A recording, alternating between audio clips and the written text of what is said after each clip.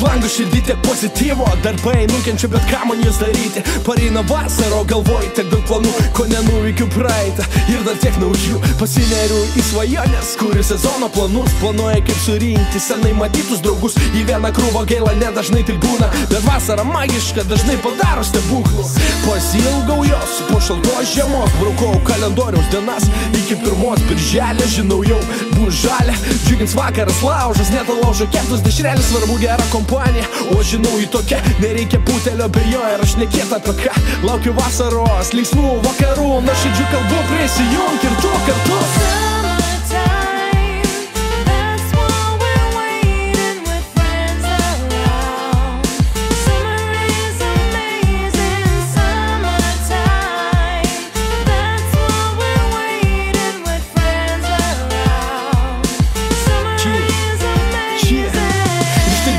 Pirma vasara čia, maikutė šortai, tapkis tai džiugina.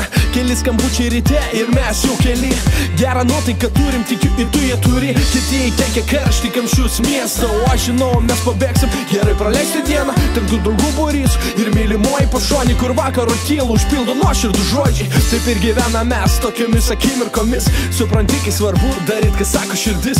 Jų gyvenimas per trumpas, kad gulėt per TV. Tai keliam suvinės, kad vakare pasakyt, šitą dieną mano, dariau kas man patinka, o kas blogo nutiko, buvo irgi reikalinga. Taip judam, vasarą jauni esam, pailsėsim vėliau, o dabar tu satėsim.